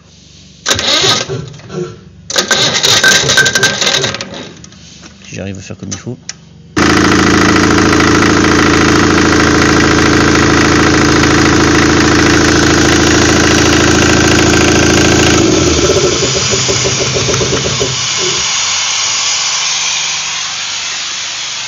Donc c'est bien une tirette d'arrêt, hein. Il n'y a pas de surcharge certainement sur ce moteur. C'est vrai que j'étais habitué un petit peu à mon comment on appelle ça, à ma dépanneuse. Donc du coup, bon, là il n'y a plus de valeur, c'est pas garder la valeur. Je vais essayer de voir sur la vidéo ce que ça m'a dit. J'ai peut-être mal utilisé, ou alors ça a dépassé la valeur maximum. Bon, ça je sais pas. Je vais regarder sur la vidéo, on va voir ce que ça dit. Bon, je pense que l'idée était bonne. Malheureusement, OL ça veut bien dire que ça a dépassé la valeur. Là c'est écrit 600 ampères max, et j'ai vu que rien que pour le préchauffage on était déjà à plus de 500 ampères. Donc oui, c'est un moteur un petit peu pour les, pas poids lourds, mais c'est un moteur de grosse puissance, en tout cas au moins le démarreur, étant donné que les compresseurs de chaque côté ils n'ont pas d'explosion, donc c'est un bicylindre qui en entraîne 4. Donc c'est pour ça qu'il y a un gros démarreur, et à mon avis c'est pour ça qu'il y a un gros emplacement de batterie, c'est pour mettre une énorme batterie. Donc là déjà on dépasse largement les 600 ampères au démarrage, donc ça c'est déjà pas des voitures, de petites voitures. Ça reste quand même un très bon appareil, malheureusement tout appareil a ses limites, et puis forcément c'est pas un énorme truc de poids lourd, hein. Il faudrait prendre une pince ampère-métrique qui va au-dessus. Elle fonctionne bien, mais malheureusement les valeurs dont j'ai besoin, eh ben, c'est au-dessus. Bon, je vous mettrai quand même le lien de cette pince comme d'habitude, hein. Vous voyez un petit peu que c'est un petit peu logique dans ce que je fais quand je vous présente des appareils. C'est pas forcément toujours du placement de produit. Alors moi je gagne pas d'argent, hein. On m'envoie le produit, je le garde, mais du coup ça reste quand même des produits que j'aurais été sensiblement capable d'acheter. Bon là forcément je me serais trompé parce que même moi je me serais pas rendu compte que c'était pas assez puissant. Là il faudrait peut-être une pince ampère-métrique qui va jusqu'à 1000 ou 2000 ampères pour être tranquille, mais forcément ça va plus gros, donc c'est en général c'est un peu moins précis. Bon, c'est pas grave, ça reste quand même un bon appareil encore une fois. L'écran ça fait bien moderne, là j'ai enlevé les câbles parce que j'en ai pas besoin, mais c'est un super appareil. Encore une fois je vous mets le lien en dessous. Pareil pour les outils Vevor que je vous présente à chaque fois, c'est des outils que je choisis moi-même, c'est pas, on m'impose pas ce qu'on m'envoie, ou alors des fois on me fait des propositions mais ça m'intéresse pas donc je le fais pas. Et tout ce que vous voyez sur la chaîne au niveau des outils que je vous présente, déjà vous n'êtes pas obligé de les acheter. Mais en plus de ça, c'est des choses que moi, personnellement, j'aurais pu acheter pour faire ce que je faisais. Vous avez vu que c'est un petit peu logique.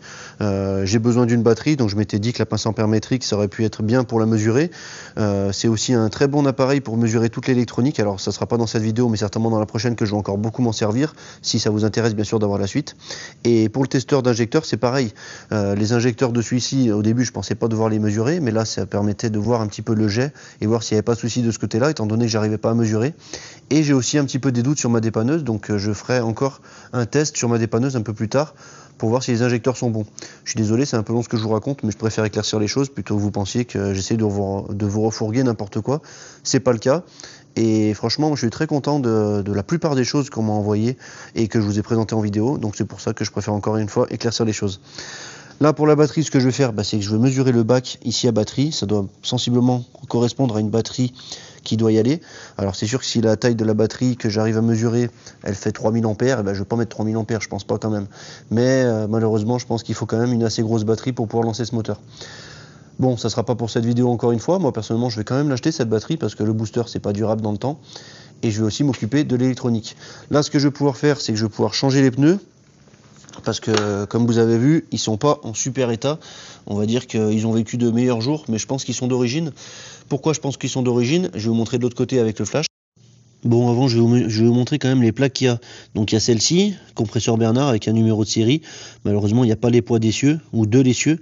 Il y a juste le 100 ici qui correspond à la tête d'attelage. C'est ce que ça peut supporter, 100 kg. Malheureusement, j'ai pas les valeurs sur les autres. Et on peut voir le modèle P3000. Bon, il n'y a pas grand-chose. Il n'y a même pas non plus le son que ça peut sortir. Mais bon, c'est déjà une bonne information dans un premier temps.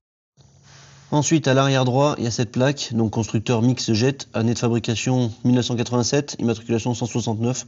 Bon, l'immatriculation, je sais pas bien ce que ça peut apporter, mais on sait déjà que c'est de 1987. Au niveau du moteur, j'ai cette plaque, donc qui est sur le bas moteur, au niveau du carter d'huile juste en dessous. Donc diesel Indenor, compresseur numéro 97. 657 je crois, avec un type en dessous. Le type c'est C193. Si jamais vous pouvez me donner des informations sur ça, je suis preneur, pas de souci. Bon, on voit que c'est un moteur Indenor qui a été transformé en compresseur, et je pense que ça a été transformé en compresseur directement par Indenor, sinon il n'y aura pas une plaque comme ça, je pense, sur le moteur. Sur la cuve, une inscription X Pochard, donc je pense que c'est pas des cuves bas de gamme. Année 1987, encore une fois, numéro P4858, vous avez vu, 250 litres de volume, 6 barres de pression et pression effective, donc je crois que c'est 9 barres. Non, c'est doit être pression maxi, je pense, 9 barres. Et date de fabrication, 2 avril 1987, j'étais pas né. Je pense que certains d'entre vous l'étaient peut-être, mais c'est pas pour ça que vous allez connaître un petit peu mieux. La tête d'attelage, voici la plaque. Alors je sais pas si c'est FTP, ATP, bref, il y a toutes les infos dessus. Malheureusement, je suis pas sûr qu'elle soit d'origine. L'embout ici est un peu bizarre et j'ai pas l'aller-retour, enfin l'aller et vient pour le freinage.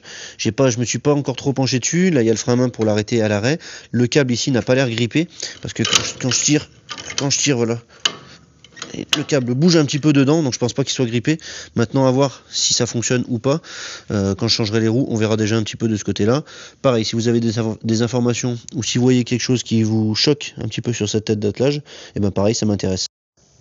Et pour finir, sur le capot, il y avait des inscriptions qui sont très effacées, mais pas encore. Donc là, on peut voir la société, je pense SHS. J'arrive pas vraiment à lire ici, mais du coup, c'était une société, il me semble. Alors j'avais vu, c'était une société dans le sud, dans le 06. Bah, c'est écrit là, voilà, 06 600 Antibes.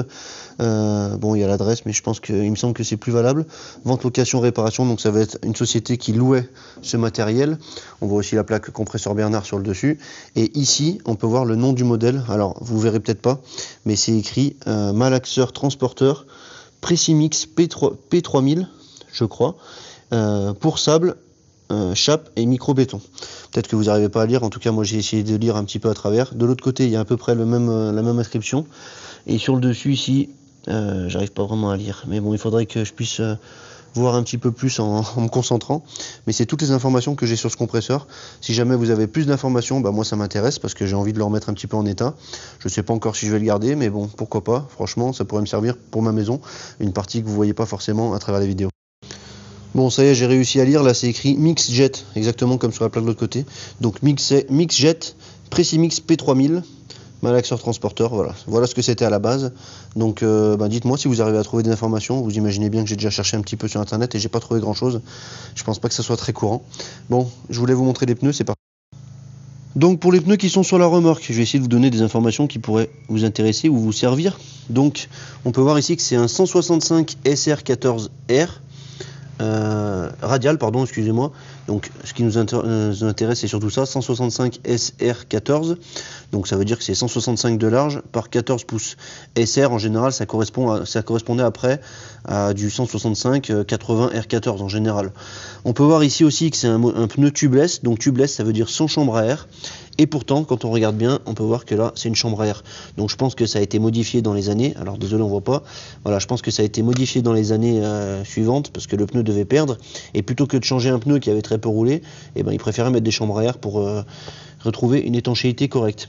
Ensuite, sur les pneus, ce qu'on peut trouver, c'est le DOT. Donc, on peut le voir ici. Donc, DOT. Et ici, ensuite, à la fin, on voit 3 chiffres.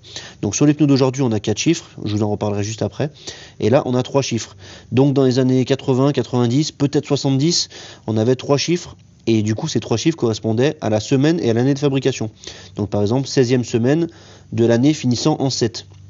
Normalement, dans les années 90, pour pas qu'il y ait de confusion, il y a un petit triangle après, donc ça mettait par exemple 16-7 avec un petit triangle, ça voudrait dire 16e semaine de 1997. Là, il n'y a pas le triangle, donc ça voudrait dire la 16e semaine de 87, donc ça correspondrait bien à l'année de fabrication de la machine, qui est de 1987, donc les pneus n'ont jamais été changés, malgré le fait qu'il y ait des chambres à air. Pourquoi je dis tout ça? Parce que moi j'ai commandé de nouveaux pneus que je vais vous montrer juste après. Et ces pneus, j'ai voulu prendre du tubeless, mais j'étais pas sûr qu'il fallait aussi une chambre à air à l'intérieur. Je sais pas si les jantes sont tubeless ou pas. C'est un petit peu difficile à dire sans avoir démonté, voir le talon à l'intérieur. Ça on verra juste après. Donc les pneus que j'ai commandés, c'est ceux-là. Ce sont bien des pneus tubeless. De toute façon aujourd'hui c'est un petit peu compliqué de trouver des pneus hors tubeless. Donc radial tubeless. La taille 165 R14, donc ça contredit un peu ce que j'ai dit avant. Trouver des pneus sans hauteur maintenant c'est un peu plus rare. Et LT, donc ça signifie, il me semble, light truck, c'est un peu l'équivalent du C pour les pneus renforcés de camionnettes par exemple, ou de remorques porte-engins, je trouve ça un petit peu mieux. Là c'est des valeurs de poids et de vitesse. C'est pas forcément indiqué sur les pneus d'avant. Je vais pas rentrer dans ces détails, sinon ça serait un petit peu trop long à expliquer encore une fois. Et on a le DOT qui doit être quelque part par là, voilà, il est ici. Donc DOT machin 47-24. Donc ça a été fabriqué la 47e semaine de 2024. Là forcément il y a un peu moins de doute possible. À partir des années 2000 il y avait 4 chiffres. Donc 00 c'est 2000, 01 2001 et vous avez compris la suite jusqu'à 2024. Là on est en avril 2025. Donc les pneus ils sont vraiment pas vieux, ils sont tout neufs, on voit qu'ils sont encore bien souples.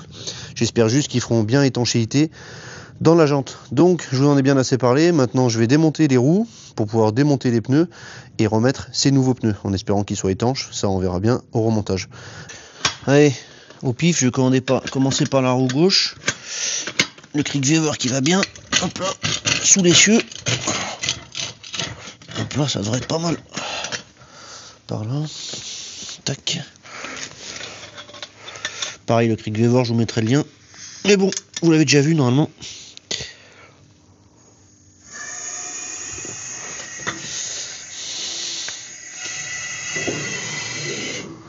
Ah, ça pinaille pas. Hein. Bon, normalement, il faut mettre une chandelle. Après, si ça tombe, je vais pas passer dessous. Là, hop, je récupère mon air. Comme ça, je peux utiliser la clé à choc. Parce qu'à mon avis, ça n'a pas été démonté depuis un moment. Déjà, est-ce que la roue, elle tourne? Ah, elle tourne pas, la roue. Je vais avoir les freins bloqués, c'est sûr. Bon, j'ai déjà démonté la roue, on va voir. Oula. C'était pas vissé, ça. Voilà. Je sais qu'elle est... Je sais que ce truc elle est performante, mais je pensais pas à ce point. Oui. Donc le pneu tout neuf, ça me fait chier de le changer, hein, parce qu'il aurait pu faire encore un moment. Bien sûr, je rigole. Et effectivement, les freins doivent être bloqués. Donc, regardez de ce côté-là s'il n'y a pas quelque chose qui est grippé ou le câble qui est coincé. Bon, pour le moment, je vais déjà m'occuper des pneus et on verra après. Le problème des pneus éclatés comme ça, c'est que des fois, ça va être un peu galère pour le décoller. Puis bon, il doit pas te coller depuis hier. Oh.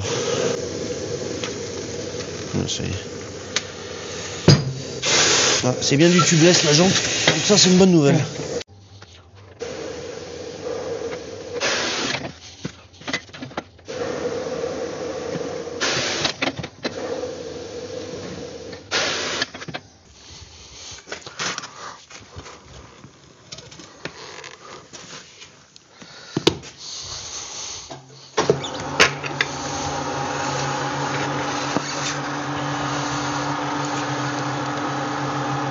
Peut-être que si je mettais des gants, ça serait mieux,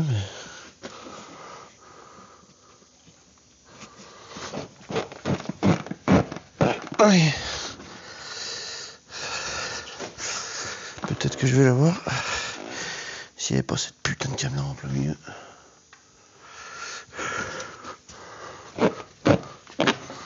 Allez. On va peut-être y arriver, là. Je vais voir.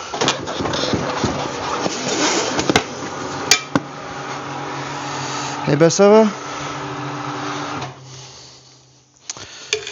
Bon ça serait pire. Donc c'est bien, il y avait bien une chambre à air dedans. Hein. Bon, elle n'était pas toute neuve la chambre à air non plus. Elle n'est pas si vilaine. Hein. On va pas dire qu'elle est toute neuve, mais pas loin. Hein. J'ai l'impression que cette pompe elle a pas beaucoup servi. Et je pense que 1500 heures. C'est possible que ce soit les vraies heures. En même temps, c'est pas forcément quelque chose qu'on se sert tous les jours. Bon, alors vous avez pas vu le montage du pneu. Je vous montrerai sur le deuxième, ça c'est pas grave. C'est à cause de cette application de merde. Donc en fait, j'utilise une application pour filmer. Ça s'appelle Blackmagic Cam. C'est une énorme merde. Prenez jamais cette application, c'est de la grosse merde. La mise au point, c'est de la merde. Elle s'arrête à cause de la mise au point, c'est de la merde. Bref, une application de merde. Voilà, je l'aurais bien assez dit. Bon, il m'aura donné pour vous dire ça, normal, parce que c'est de la merde, et encore heureux. Pourquoi j'utilise cette application? Parce que j'ai acheté un nouveau micro, j'ai pas encore l'adaptateur pour mettre le récepteur sur mon téléphone, je vous dis les détails, on s'en fout. Et en fait, en utilisant cette application de merde, eh ben, ça me permet d'avoir au moins le micro. Alors ça me permet aussi de tester le micro, voir si tout va bien. Bref, vous avez loupé encore une fois une séquence, donc c'est à cause de cette application pourrie. Voilà, au moins ça c'est dit. Maintenant, ce que vous avez loupé, c'est que le pneu... les flancs sont trop resserrés à l'intérieur. Donc en fait, quand j'essaie de coller le talon du pneu, et ben l'air s'en va. J'ai essayé un petit peu par différents moyens, et plutôt que m'embêter, ben, je vais utiliser un outil que j'ai depuis pas très longtemps. Je vais vous le sortir. Donc cet outil, c'est celui-là. Un canon, un pistolet, je ne me rappelle plus comment ça s'appelle. Un canon à air. Donc au début, j'en avais acheté un. Bon. Ah, quand c'est une journée qui veut pas, ça veut pas. Oh là là. Putain, il y a des journées comme ça, je pense que c'est pareil pour vous. C'est qu'on ferait mieux de rester couché. Allez, c'est pas grave, c'est juste un truc qui a sauté. Je répare ça, on se reprend juste après. Du coup, je disais, avant que ce raccord de merde il saute, donc en fait j'avais acheté ce canon à air, malheureusement, je sais pas ce qui s'est passé à la livraison, je l'ai jamais reçu, et j'étais dégoûté parce qu'il y en avait qu'un en stock. Alors c'est pas forcément ceux de base, mais l'avantage c'est que ceux-là, ils ont un petit bouton ici, qui permet de lâcher la sauce d'un coup. Bon là il n'y a pas d'air dedans, et du coup c'est pas comme ceux qui sont dans l'autre sens et qui ont une vanne, où la vanne si on l'ouvre mal, et ben ça sort pas d'un coup. Là il n'y a pas de doute possible, tac, on appuie sur le bouton, ça sort, et ça permet de lâcher une grosse quantité d'air d'un coup. On voit dessus qu'il y a le nez de canard là, donc ça permet de se mettre par exemple sur la jante. de lâcher un gros coup, tac, vous verrez, ça fait un boucan pas possible, bon vous l'entendrez pas. Ça se remplit par ici, et du coup j'ouvre la vanne, je le remplis. Je vais faire ça tout de suite. Donc je disais, malheureusement je sais pas ce qui s'est passé avec la livraison, je l'ai pas reçu. Et j'ai, bon super bien, hein, Vevor ils m'ont remboursé. Et j'ai eu l'occasion de l'acheter ailleurs parce qu'il n'était pas en stock tout de suite chez Vevor, et j'ai fait un peu un caprice, je le voulais vraiment. Donc du coup ça reste quand même un Vevor, mais je l'ai pas acheté chez Vevor, je sais pas, je l'ai acheté en Chine je crois. Mais bon, ça reste le même truc. Donc franchement, c'est un super canon. On va voir si ça fonctionne bien. Ça permet d'envoyer une grande quantité d'air dans le pneu, pour ceux qui connaissent pas, mais je suis sûr qu'il y en a plein qui connaissent. Hein. Et ça permet normalement de coller les talons. On va voir si ça marche bien. Je le charge en air et puis on essaye de faire ça. Bon, alors il y en a certainement qui vont me dire, oui, avec on mettait du nettoyant frein dans le pneu, un coup de briquet, hop, ça explose et ça se met en place.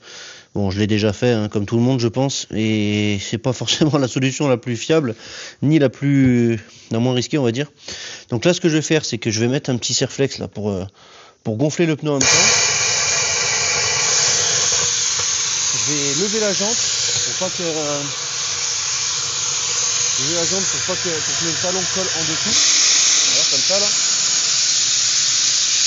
Et ensuite, j'espère que vous êtes prêts.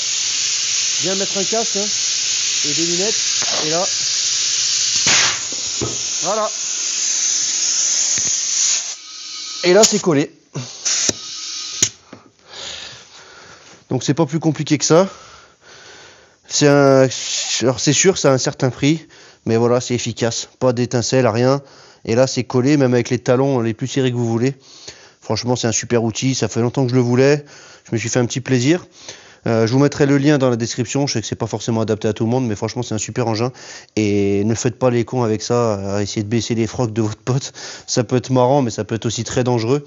Bah, vous avez vu la détonation que ça fait. Hein. Pareil, mettez bien des lunettes, un casque pour les oreilles.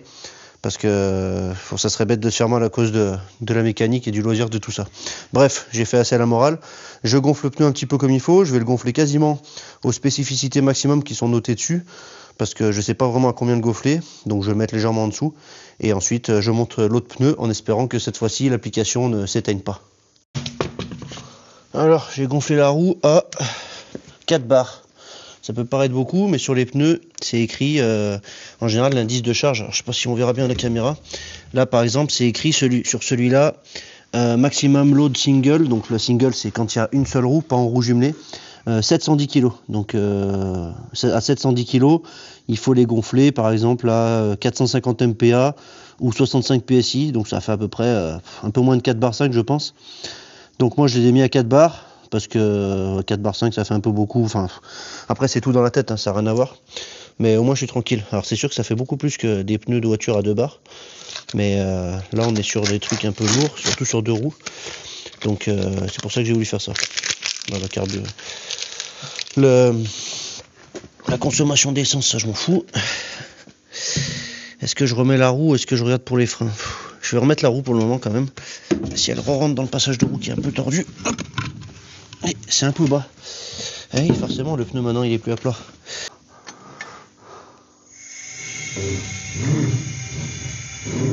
Ah, ça rigole pas avec ces crics. De toute façon, s'il y a un problème de frein, il faudra peut-être tout redéfaire.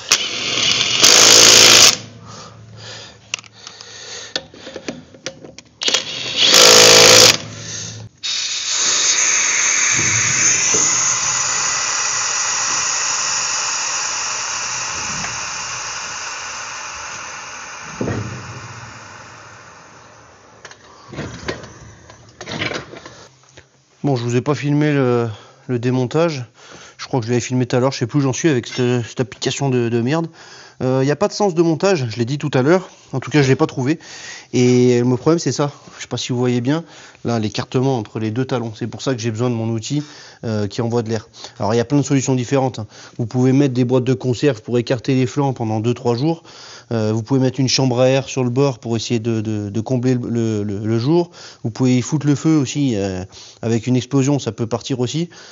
Cet outil, il n'est pas indispensable, mais c'est vrai que c'est un petit peu du luxe. Moi, je suis content d'avoir, j'aime bien les outils et je commence à être bien équipé, donc je peux me permettre d'acheter des trucs un petit peu moins utiles. Et puis bon, je fais ce que je veux, je vous emmerde. Voilà. Je sais pas ceux qui sont pas contents, c'est pareil.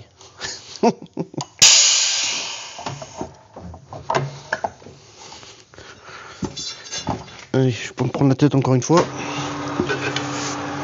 Là, il y a des grands flancs, donc je me prends pas la tête. Comme on peut voir, j'ai mis du savon, donc là, ça, franchement, là, celui qui arrive pas à monter un pneu avec un flanc comme ça, c'est que là, faut changer le boulot. Et c'est pas mon boulot en plus, hein, donc normalement ça y va tout seul. Là, je dis bien normalement parce que là, je me suis foutu en travers. Ah putain. Forcément, fallait que je dise ça pour que ça me fasse chier. Voilà, là, comme ça. Et là, ça y va tout seul.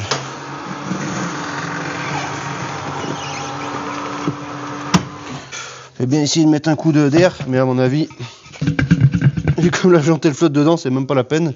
Donc encore une fois, je me mets par terre, je mets un coup d'air de canon.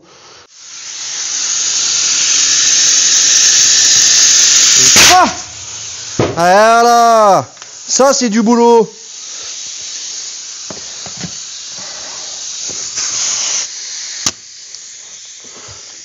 Allez, plus qu'à mettre l'obus et je gonfle à 4 barres. Allez, c'est gonflé à 4 barres, on va les mettre en place. Si vous voulez acheter ce jouet, franchement c'est un super bon jouet, super bien, un coup pas deux, franchement ça pinaille pas. C'est pour ça que je voulais l'acheter de toute façon. Je m'attendais même pas à ce que ça soit aussi bien honnêtement. Alors franchement c'est incroyable, vous avez vu les talons du pneu, ils étaient resserrés de ça. Il y avait autant de jeux de chaque côté du pneu et pourtant dès le premier coup ça marche. J'ai pas triché, hein. J'ai pas fait de scène coupée ou quoi que ce soit, à chaque fois ça marche bien. Je vous mettrai le lien dans la description, allez voir, vous pourrez voir combien ça coûte. Le prix des fois c'est pareil, ça change de temps en temps. C'est pas forcément donné, ça sert à rien si vous le faites qu'une fois tous les 5 ans. Mais quand vous en avez besoin, vous êtes bien content de l'avoir comme moi. Allez c'est parti, on remonte la roue sur la remorque et on voit ce que ça donne. Déjà la hauteur, je pense qu'elle a un peu augmenté.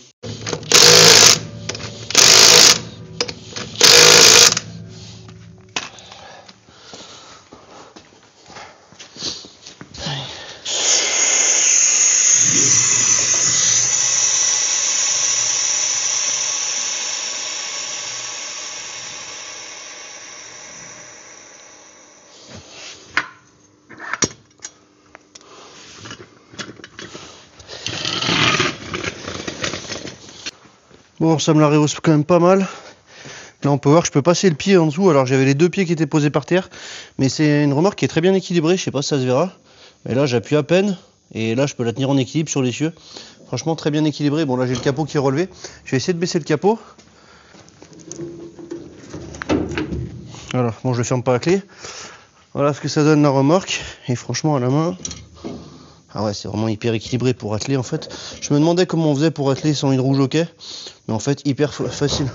Là, si je fais comme ça, c'est appuyer sur le pied qui est posé derrière.